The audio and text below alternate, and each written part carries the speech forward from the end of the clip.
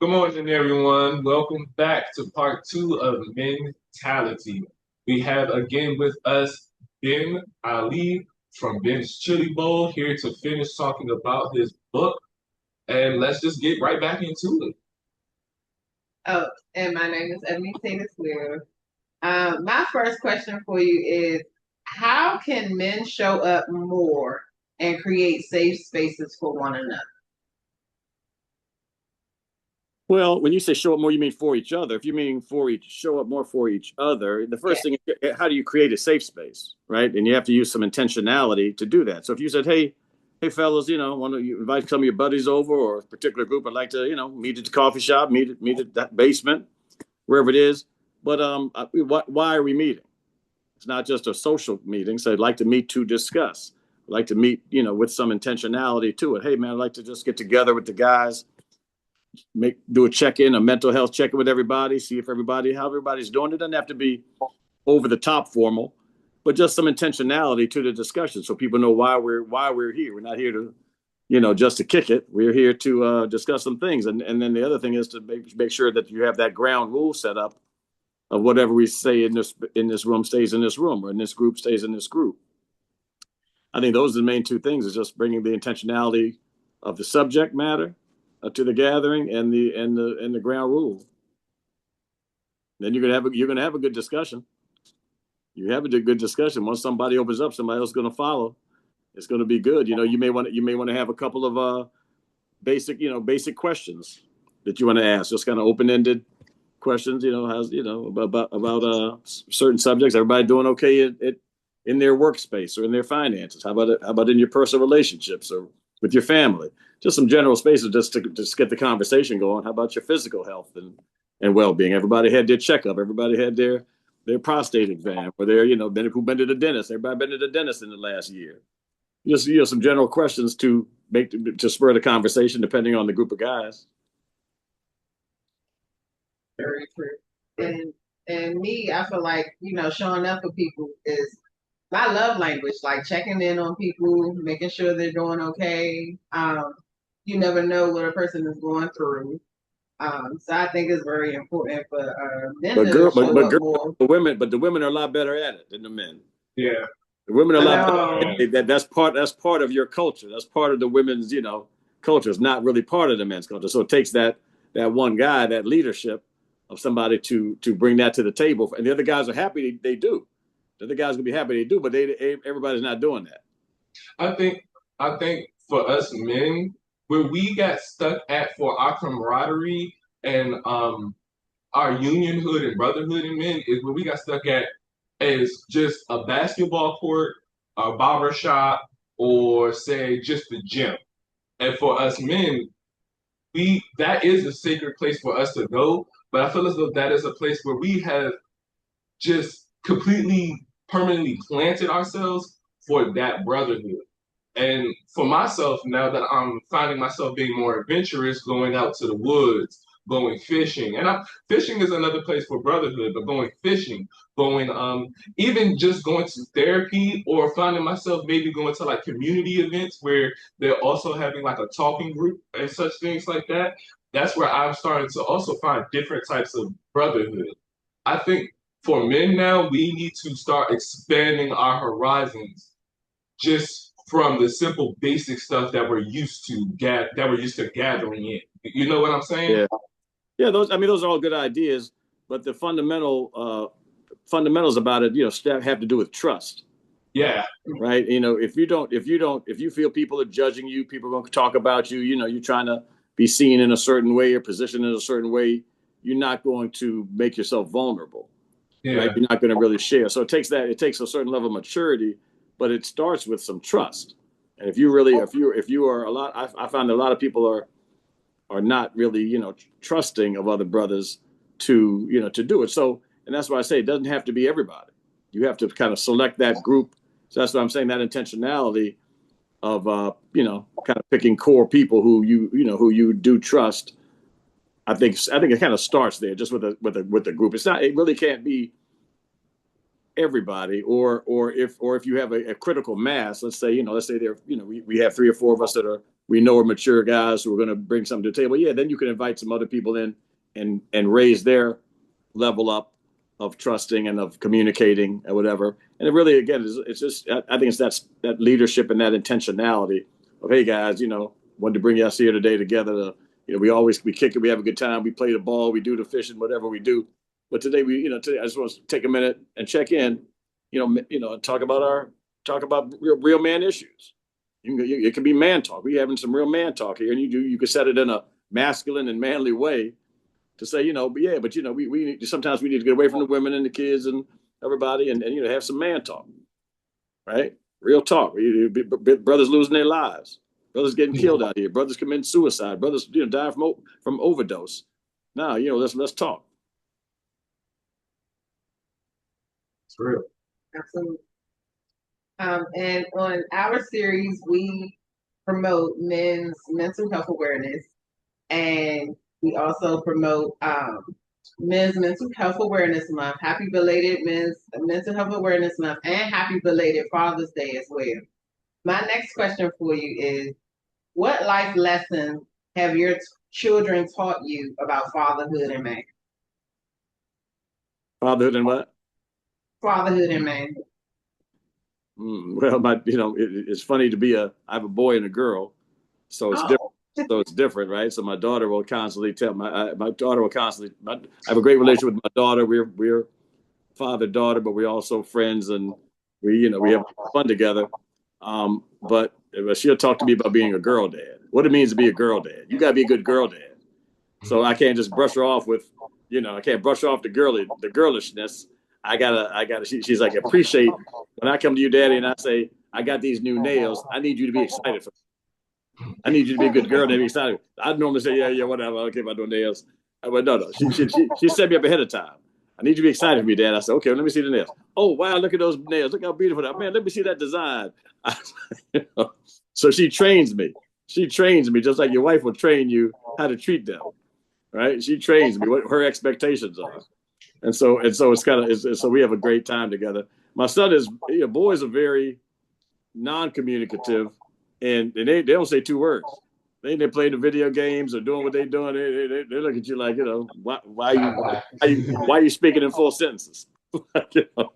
So it's much more difficult to get through to the boys, to me, than the girls. So in order to do so, you kind of got to catch them off guard, or you got to hit them from angles.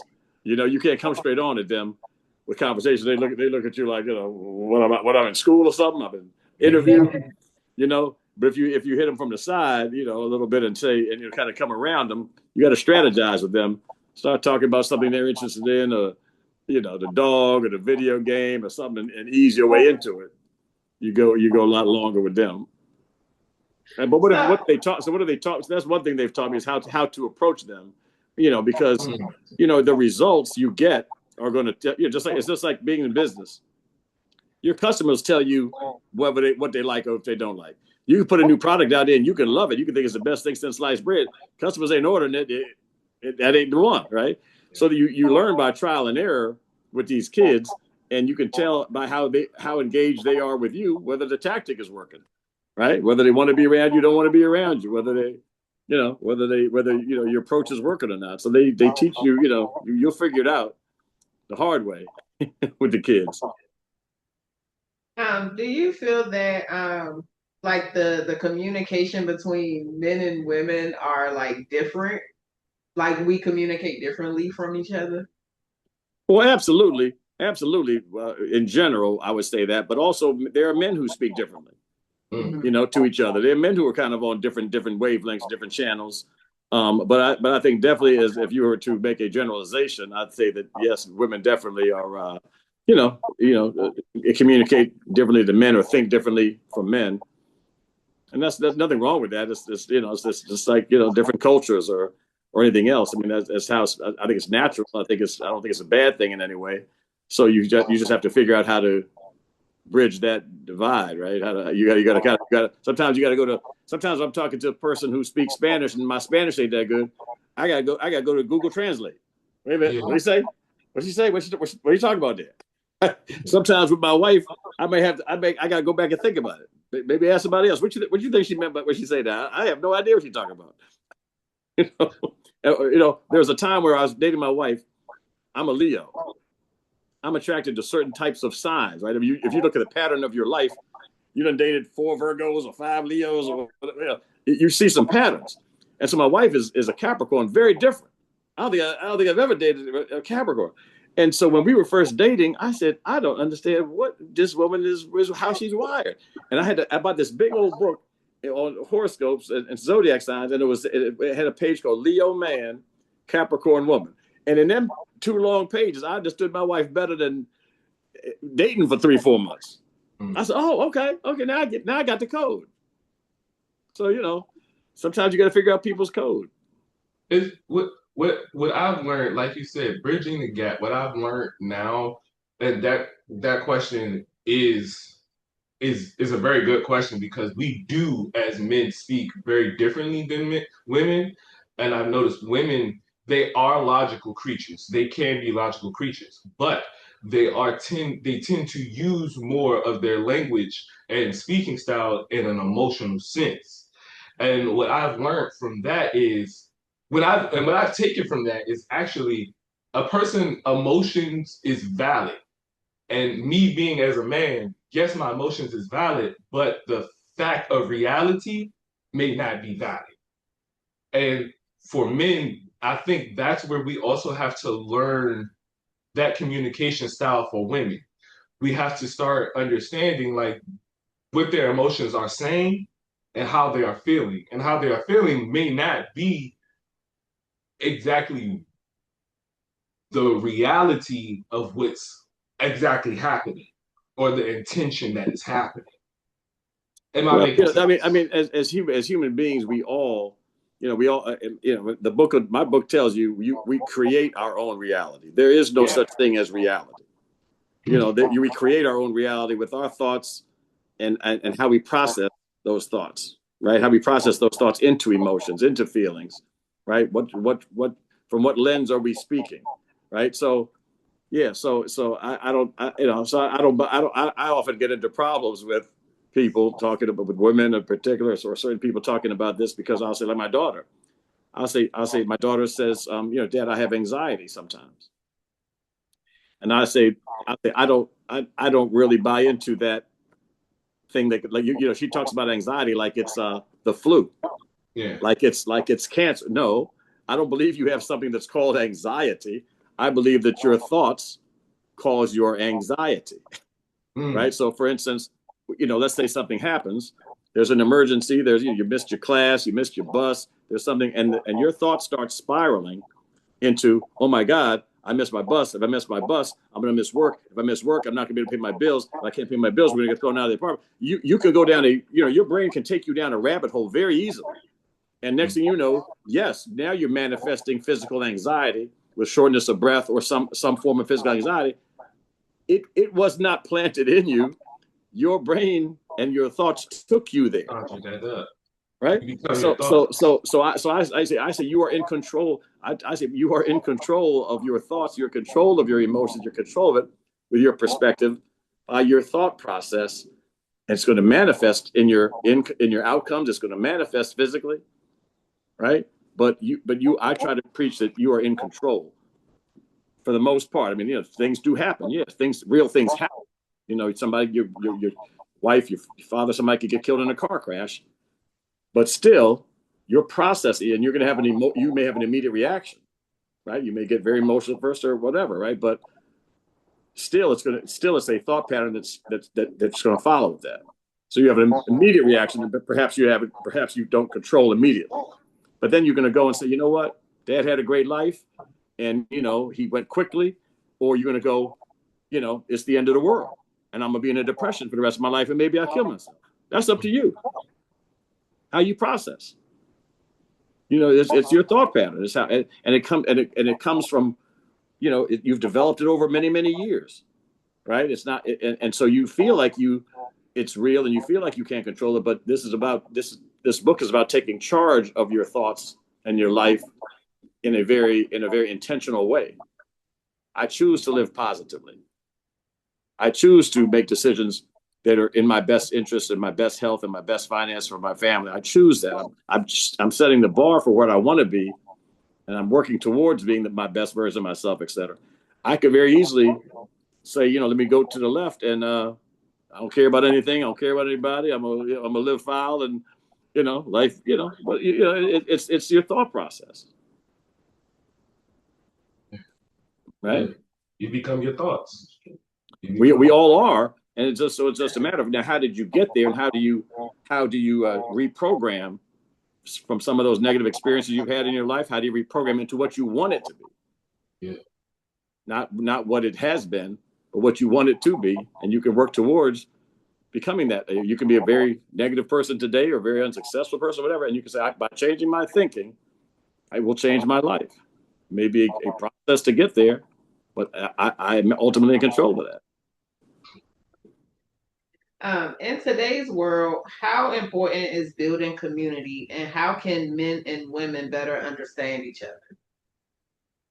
Well, I think community has always been important. It will continue to be important. I mean, for the African American community, it's super important because when you are disenfranchised or suffering in many ways, you have to pull together and use your collective power to uplift, right? So I mean, we have tremendous power as a group. We have tremendous power as a group, tremendous economic buying power, right? Tremendous voting power. We have a lot of things if utilized correctly and unified, could be very, very powerful. If not so much. So I always think community is very important. I mean, your network, even your small community, right? People say things like your income is probably the average of the 5-6 people you hang around the most, right? If you're hanging around people, it's because there's people want to be comfortable. People hang around like people, right? Like attracts like. So if you do certain types of work or certain types of habits, right? You're going to be around those type of people who are in a similar field. So if you want to elevate, right? If you want to elevate, you say, you know what? I'm trying to go from. I mean, I love my guys, a great group of guys. Everybody around me making 30,000, but I'm really aspiring to make 100,000. This group, unless you all are going to really be intentional to rise together, you probably need to get around the guys who know how to make the 100,000, who live like the 100,000, who thinking level, right? And so this sense of community, who do you choose to be part of your community? We love everybody. We want to help everybody. But there are times when I see guys in the hood talking about the hood and talking about how rough it is and how it is, and they don't want to abandon the hood, right? They don't want to feel like to sell out or leave their people or this, that, or the other. I said, okay, well, I'm not. Nobody asked you to do that. But if you're not thriving and you're not finding success there, you might need to step out, right? And whatever that means to get yourself right before you go back to help. If we keep doing the same thing over and over, you keep the same result. That's not winning. Trying to win. So do what so sometimes you need to get out of certain environments, right? If drugs are all around you and you've had, or alcohol's all around you, and you've had a drug and alcohol problem, it's going to be very hard to kick that, in that environment. It's not impossible, but it's making it very, very difficult for yourself. Remove yourself from certain environments and put yourself in different environments, right? Washington ain't the best place for everybody. As much as we all love DC, it ain't the best place for everybody. Pack your family up, move down south. Pack your family up and move to a place that is, more conducive to raising your children. Like I said, it's not impossible. Raise a great family and great children in Washington, D.C., but we know what's around us. We know the different influences and forces. And for certain people, again, you have to make the best decision for your family and for yourself. But it's all revolves around community and the people that are around you. I think the second part of your question was how can women and men better understand each other? Understand each other? I think that women and men I think it's more about respecting each other than understanding each other. And what I mean by that is, I don't know that women and men will ever fully understand each other. But if I have a great respect for women, and I know that they are the moms, they are the nurturers, I know the value that they bring to our family, to the community, to our relationship, and I have the ultimate respect for them, I'm going to treat them with that respect. And if they treat me the same in my role, we're not going to really have we may not understand each other fully all the time and may have an argument here or there, but with that respect and love, it's all going to be okay. So I don't really worry about trying to understand everybody, everything. I try to be respectful. And when you respect someone else's opinion, you can agree to disagree sometimes. But still feel fully heard, and seen, and go, okay, well, maybe I'll evolve. Maybe we'll evolve into that understanding better, but can't force it. Well, for men, when that question right there is definitely is about respect. And what I've noticed for men, we are always saying, well, for us, what does respect look like for us coming from women? Because for us men, we open doors, we provide, we protect, and we we try to make sure we don't call them these things, but it does happen. Uh, for that, I would say the respect overall, what it would probably look like for both men and women, though, is the less name calling. If we have less name calling, if men will stop calling if we stop calling our women, the B words, hoes, bad mothers, all of that, we will start to show more respect and honor in their title. And if women also stop using, actually, and this is one big thing that is being talked on TikTok right now, if women stop using gay insults to straight men, that will end up showing a little more respect towards men and actually the LGBT community. For respect now, it really has to look like we're not putting each other down in a general aspect. And that's in my opinion. For both sides. For us to really hardly respect each other, is not to keep putting each other down and really uplift each other. It asks, hey, what do you need help with? If a person is dealing with, say, custody problems, what do you need help with to make sure that you are a good fit parent to get your children? Respect falls in so many categories where I would just sum it up to respect comes down to what does your morals look like towards another person and how you treat other people. Yeah, and the other thing is, if you have to, if you are healthy, whole, happy, secure, right, you're going to treat people a certain way. Yeah. So a lot of things that we are doing or saying, if they're negative, it's a reflection of how we are on the inside. Yeah. So then this is why the book really stresses healing yourself first, getting yourself in a good position. And just like I said, leaving the hood to uplift. You got to uplift yourself first, and then when you are whole, you're going to treat everybody, not just your lady. You're going to treat everybody differently, because it starts with self-love, self-respect, right? Loving God or the Creator, and then if you say, then you get to the basic principles of Christianity or any religion that will say, my mom's favorite saying is, just treat others as you want to be treated. Do you want to be called them names? Then don't use them names. Would you want to be treated a certain way? That don't treat nobody else that way. It's very simple. But when you're hurting on the inside, when you're frustrated with your life, and you're really taking it out on other people, but it's a reflection of what's going on within yourself. So it takes two people to fight. I tell anybody who's getting an argument, I said, look, so what? Somebody call you this said that, did that, but it takes two to fight. Don't respond. Chill. I said, and I really throw them off. I tell the guys, I really throw them off. I said, no matter what your lady say to you, you could be dead wrong. She could be dead wrong. No matter what she say to you, just look at it and say, but baby, I just love you.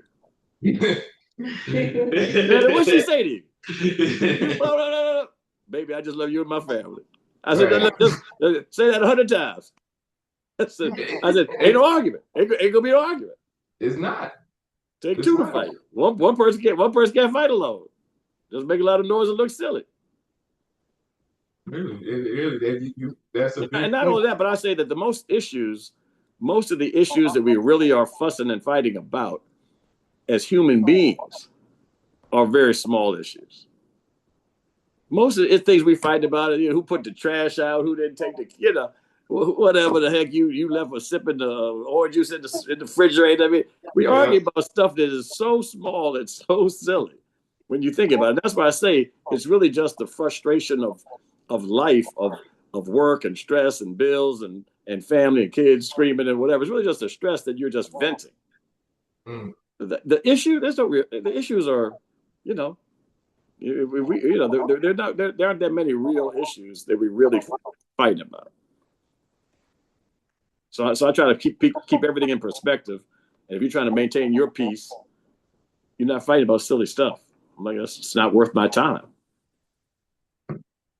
Yeah, absolutely. And respect at the end of the day is always the root of, um, just the root of everybody getting along and everybody moving forward and yeah, and just living life. So I definitely agree with that. Jordan and I are creating a men's community, and I wanted to get your insight on your men's cohort that you have, and what inspired you to create the safe space for men. Well, after writing the book, the book is meant to transform lives by transforming thinking, right? But I know that doesn't happen overnight. And so for many people, you could read the book, but depending on what you do with it, most people read a book and, lasts a certain amount of time in their head or whatever, and then it's gone, right? Or you listen to a lecture or a speaker come and speak to you. You're inspired everybody inspired every Sunday, right? Mm-hmm. Everybody inspired when they go to church every Friday or every Sunday. Does it last throughout the week? And does it translate into your daily life? Mm-hmm. That's the question. There's nothing that I'm saying in this book that the pastor ain't saying on Sunday or the mom ain't saying on Friday, right? Or that is it existed in Mother Nature or in science? The question is, are you taking the principles and applying them to your life? Mm-hmm. And are you seeing the result from that? Are you Right? practicing the Right. preachings? So the reason for the cohort and for the group is because by teaching a class in it over an extended period of time, you're going to have a better chance of absorbing, grasping, practicing, utilizing, and transforming your day-to-day thinking, your day-to-day habits that are going to govern that, right? And so this is by having the class and the cohort over a period of time. It's sort of like saying if you send you send a kid to training camp, right? It's like joining boot camp in the military or training camp at football or basketball. Guess what? When you come out of that summer with them 2 days, oh, you gonna be in shape. You gonna get it right, but you gonna be the first few weeks you gonna be throwing up and sick and sore and everything else. But at the end of it, you gonna get right. So this is the point of the transformational cohort as a class. So that over time, you have time to practice, you have time to absorb. It's like what's the old saying? How do you eat an elephant? One spoonful at a time. It's too much to absorb in one short period. It's too much to take on. You have to take on. We have to read chapter one, practice chapter one before you move on to chapter two. So, what advice can you give to me and Samante about us building our men's community? I wanted to bridge the gap with men and women. Like, I wanted us to, respect each other's differences and still be able to, coexist, on a positive note. And I feel like mental health is very important, especially for men, because, society always want men to never cry or never be vulnerable or never have self-expression. and a lot of men hold on to what society upholds of what a man should be. And I just wanted to, create that safe space for men to come together and, build relationships with each other, with people that they trust, and, be able to express themselves freely. Mm-hmm. So, yeah, what advice would you have for us? Well, I heard you say two different things. One was for men, so I have an answer for that one. The other one was for men and women together. I don't know if you wanted me to include that or not. So for men, it's pretty easy. Again, just what we said earlier, it's the intentionality of creating that space, setting the ground rules, and having some starter questions, some open-ended questions. I think it'll go fine. And we've even had one. I even had one recently where there was a female, and she called herself. It sort of sounds like you, right? She called herself a black men's advocate. And I'm not sure if she was a therapist by day or what, but she was excellent at helping facilitate the men's conversation. Mm. So it doesn't have to. So so I would have thought that may have been a little weird to have a woman in the group, but she said no. She says, "Hey, I love black men. I'm an advocate for black men." And she framed the questions and said, "Hey, I'm gonna ask you the question and help facilitate, but y'all could talk like I'm not in the room, so to speak, right? And answer freely at whatever." And she did a great job of it and was good at it. So I think that's easy. I think it's fairly easy for the men once you have that safe space, intentionality, and a few questions. To bring the women into the group is a little different, right? And it may be, let's say you have a group, let's say you have a friend group. Let's say let's say you and somebody have 5 couples that you're friendly with, right? We could say, okay, well, let the guys, hey, let's hang out, but let the guys have a little period of time where maybe they talking, and maybe the girls have a little bit of time where they're talking, and maybe you get together in the middle, for a while, but just say, hey, let's we just want to sit as couples and talk, right? And you again have a couple of questions. Well, how do you guys deal with raising kids? How do you guys deal with raising kids, and how do you guys deal with finance or whatever you go to talk about? But again, that intentionality of just creating that space for it and being serious about it, and now here's a tricky one. Who's drinking? Who's smoking when we're having this conversation? I do both. No. But I'm saying that very seriously because there's times where the conversation is going to be best without drinking and smoking. Mm-hmm. Right? Yeah. From the time you drinking and smoking, it's going to take a little different turn. Yeah. Now, some people need to loosen up a little bit, and maybe it could be helpful, but a little too much is going to go left. Yeah. Right? I say there's a good balance over here because she don't really drink like that. I drink and smoke, so.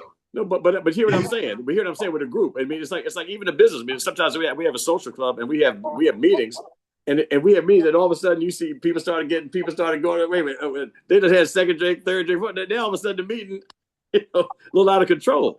Yeah. So you just have to. So again, if you're having, depending on the seriousness of the dialogue, right? We want to have. Hey, we can drink after. Mm-hmm. We want to have this little session. And no more than let's say the guys get together for 30 minutes, the women with the same time as the women get together, and then we get together for 30 minutes as conversation together, just to have that intentionality. Now we go drink and hang out, party together. You know what I mean? But at least we spent some time dialoguing. Yeah. In a meaningful way. Yeah. It's not for everybody, but again, it's for those couples who, I remember we had one time where this was years ago. And a friend of ours' parents were in town, and those parents were in the church and did couples ministry. So they thought it'd be fun to have the parents kind of sit with our gang and provide their insights on couples ministry. Right? And it was just, we were like, okay, whatever, we just be all friends anyway. Let's have a little conversation. But speaking intentionally and seriously is different from our day-to-day lives where we tend to be casual and, take each other for granted a little bit and jokey and everything else. Just say, hey, sometimes serious conversation, not in a bad way. Now we ready to fight. Now we got some trouble. Just calm and let's call it adult conversation. Yeah. Right. Sometimes you just want to say, hey, let's just sit. And sometimes it happens, and the problem is it happens spontaneously sometimes but it doesn't happen with intentionality until there's a problem. Now, we need to talk. That's a problem. Yeah. Somebody mad, somebody got something to say, right? As Yeah. opposed to occasionally we need to just have adult conversation. Yeah. You know, Well, and again, how do you just bring that intentionality to it, right? And so for instance, some of the best conversations you have, the first thing is you have to create. We talked about creating a safe space. You also have to create a safe time because we're so busy. We're running around all the time. Everybody running around like crazy in the city, right? And the kids got this, and workers got this, and people calling, and people texting, and all these distractions. So some of the best conversations you end up having is, let's say you go on a road trip. Oh, we driving down south. We in the car 6 hours. mm-hmm. All of a sudden, throughout that period, you're going to get into some conversation that's different because you've relaxed a little bit. Or on vacation, if you're on vacation, everything takes a chill for a minute, and you're able to, get to a relaxed point of conversation. We're just too busy. So that creation of space and time is not easy, and it has to be very intentional. Very true. Yeah, I agree too. And like I have a women's community that I already built from the ground up. It's been 2 years now since I had it. And that's why I asked, because once the men's community come up, I know I want us to have more events, more meetings with men could, come and express themselves freely. And I'm not gonna be there for the men's meetings. It will be Samante that's hosting everything because he's a man, he can put his feet in a man's shoes and he knows the history and everything else. I'm just a woman that wants to support men and make sure men get the healing that they need just as much as women. We get it throughout our conversations and us hanging out and us bonding. And I want to see But men bond more. and I think it is very. I think it's very important. I think it's wonderful what you guys are doing. But I still do want to follow up on your point that it is also necessary and needed. Maybe the next step is the coming together. Yeah. Because we the men can have all the talk they want, and we can talk about all our issues. You talk about all your issues. That don't mean you went back to the house and solve the problem. solve the problems. Sometimes it's best to sometimes like I said, some form of group session. Again, just might be. It could be.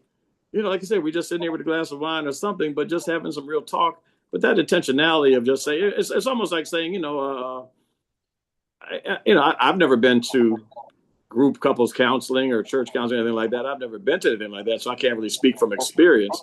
But when you're, sometimes you're around people and it's a little too comfortable, right? When you're around your best friends and you kicking it, we all just mess with each other all the time. It's hard to have a serious conversation. Mm-hmm. But if you brought in two couples everybody don't know so well, all of a sudden everybody start being on P's and Q's a little bit better, right? And you may have a different conversation. But how do you create the space where at least again, I think it would be valuable for Black couples to be able to have that type of dialogue with some other people around. And again, respectfully, everybody handles their situations different. What we do may not be what you do, but it's just this works for us. What works for you guys in terms of so and so? Hey, how did you handle challenges? Let's say it's younger couples, for instance, talking older couples, and you were to say, hey, when you guys were raising your kids, how did you handle that? Or what would you have done differently? When you guys were first getting together and going through some of the things that young couples go through, how did you survive that? I'm sure you talk to any couple, been married 20, 30, 40 years, oh, they done been through it. Let me assure you, they done been through it. and the point is they survived it. A whole lot more didn't survive it. So the fact that they survived it is, how did y'all survive that? Yeah. It's a great question. Yeah. It's definitely a question that I would love to have married couples definitely come in and join the conversation, because again, we we do need to hear more stories about how they survived it. Because, like you said, it ain't all peaches and cream. Sometimes Susie locked Jared off the house for 2 days. And then he just had to come back, baby. I'm sorry. That's the stories we need to hear, though, so we can also understand that is what we do as humans. And it's always okay to work through it. That's right. As That's right. long as you got respect at the end of the day And love. That's right. and love. But you know, and what support are we getting from older people? So if you know, let's say you all are a couple and you guys are, you know, trying to make it work, but you know, your whole family's single. So what they're giving you is most of them are giving you're not supporting your, you know, they say, oh, you need to leave him. You why to put him out? Oh, if I was you, they're giving you negative advice. If they're couples, they're gonna say, oh, you know, honey, sometimes you gotta turn your head, baby. Sometimes you look. So sometimes I just yeah. And that's what we're also. you know, I mean, you gotta hear. So we all need positive reinforcement. Yes. So if your parents are married 50 years and your grandparents are married 50 years, guess what your expectation is? To be married for these. But if everybody you know ain't made it, everybody you know split up, divorced, whatever, so you don't really have that expectation of making it work psychologically, right? So you got to say, if my goal is, what's our goal here? Right. I told my wife, real. I'm a real kind of basic guy. So I told my wife, I said, listen, honey, I can guarantee you, I'm never gonna leave you. I guarantee you. I said, I know how I am. I'm never leaving. I said, now, if you say you ain't never leaving, we'd be married forever. Can you guarantee me that? Yeah. Is No, that no. Because I say, I'm gonna deal with whatever you do. I'm gonna deal with it. You yeah. can deal with whatever I do. She like, nah. You just and it lets you know. And one thing that's very interesting about people though is, you know, is when I say relationships, is every relationship is conditional. Yeah. People talk about unconditional love. Unconditional love might exist between parent and child. In relationships, everything conditional. Mm-hmm. It's okay.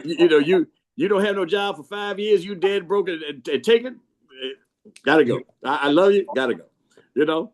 It could be you know, physical things. It could be whatever. Could be whatever it is. But we have it's conditional, and so you just have to understand. Hey, guess what? I'm gonna fulfill my end of the bargain. Yeah. Right. We both here. It's like a partnership, and we both have to fulfill our ends of the bargain.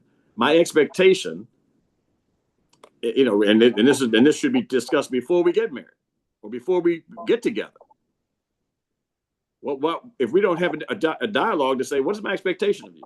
I expect respect. Mm-hmm.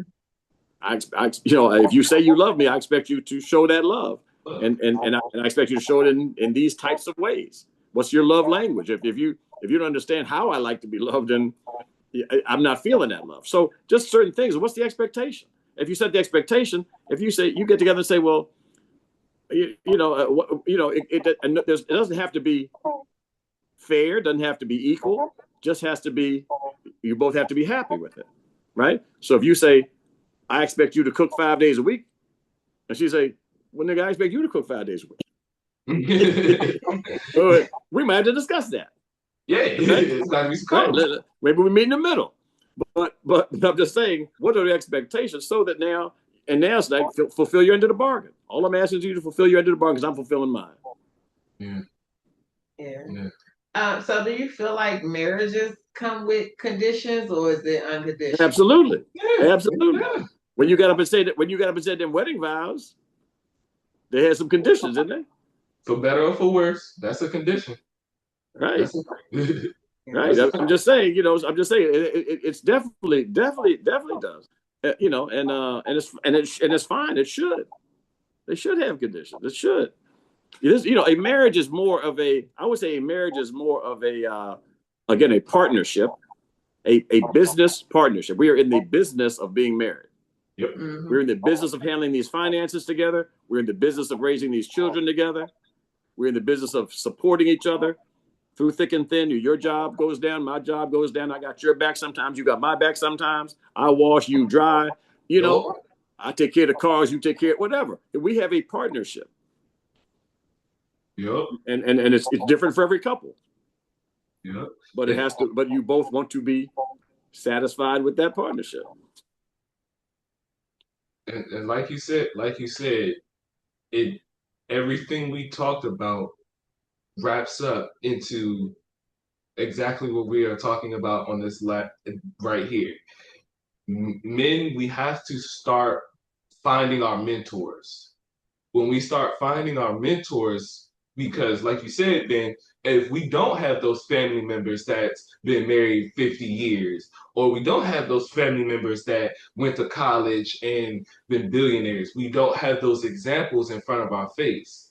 And I know for myself, being one of those young men, I'm 30 now, but being one of those young men and teaching myself how to be a man, the biggest thing I learned was definitely finding a mentor, and that mentor will be your example to what manhood can look like for you going forward. And then when you also find that mentor that stands their ground on what their belief is, and we're talking about positive mentors. We're not talking about mentors that are standing on the corner. We're talking about positive mentors. We're talking about mentors that stand on what they believe in. You will start inhabiting and adopting some of those traits and forming those traits into your own way of manhood. And then one thing my mentor before you, Ben, one thing my mentor told me is he said, I'm teaching you now. Once you become what you become, it is then your job to do what I did for you. And That's right. you gotta continue that cycle. So Carry it forward. That's right. That's that's why right. they say But I'll say that, and I'll say this. I mean, I definitely agree 100%. But we all also use people we never even met as our mentors, right? If you said Michael Jordan is my mentor for basketball excellence, or pursuing excellence, or Obama, look at the Obama family. I look at the Obama family and see Obama and Michelle and the kids, and I look up to them, and that's a role model. So we all have role models and examples, and you can Google them, and you can read biographies and stories. So even if you don't have enough physical ones, I mean, hopefully you find them. But even if you don't, listen, you can read about other people's stories and really learn from other people's stories. Reginald Lewis is a business guy, for a black businessman. I mean, he's been dead 20 years, and you can read that story and say, he's my inspiration for doing business deals. I mean, so you have to find the inspiration, and sometimes it may not be as readily available to you as you would like, but there's always examples. There's always a way. there's And resources if you don't seek it out and ask, or and bring something to the table, hey, there's a lot of people out there, but it's not as easy. In other words, somebody asked me yesterday at the cohort. They said, "Hey man, thank you for offering me this opportunity." I said, "Man, thank you for showing up." I said, "A whole lot of people didn't answer the call." Right? So a whole lot of people a lot of, and this is why the book is so important, because you got to get yourself right, even to feel worthy enough to go get that mentor. Yeah. Exactly. Your sense of yourself is intimidating to go talk to that guy that you want to go talk. Exactly. I can definitely agree. And I can definitely agree. Reading this book has given me a lot of power. Reading this book, Ascend, the Black Man's Guide to Elevation, Success, and Purpose. Ben Ali, the author. You can find this on Amazon. Men, go get you a copy today. And women, please don't be afraid to go also get you a copy, because it's a lot of gems in here. This is a tool. This is not, I wouldn't even really call it a book. I would really call this a tool. To put in your toolbox, to put in wherever. I find myself reading when I'm at work, when I'm sitting down, anywhere. Even if you just read a page a day, it really gives you stepping stones in your life to move forward. It, I, it's really a good tool to use. I appreciate your time, Ben. I appreciate your knowledge. I appreciate your wisdom. I appreciate you being my mentor. And I appreciate you, Ebony, for allowing us to be able to do this. Again, this is the Mentality series. I am Samante. And I am Ebony. Hey, and put the book in the link, and don't forget, audience, that I also wrote a song that goes with the book. I'm not singing on, but I wrote I a didn't know song that that. goes with the book. You don't know that? I didn't know that. Okay, well, as soon as you leave here, go look it up and listen to it. It's called "Thank You God," the Ascend book song by Ben Ali. Okay. Thank you. Thank you On for your Spotify, it's on Apple Music, whatever. Go look it up and listen to it, and it encapsulates the book very well. Again, you can find this book on Amazon. Go get you a copy today. Yes, and we will always share and talk about mental health, promote mental health. Please follow us and support us on Instagram and all your social media platforms. Everything will be tagged in this video. Ben, thank you so much, Mr. You're Ben. very This welcome, has guys. been a true honor. Thank Thank you. you so much God for bless. being. Take care now. Have a great holiday weekend. You You too. too. Perfect. Did I end it with?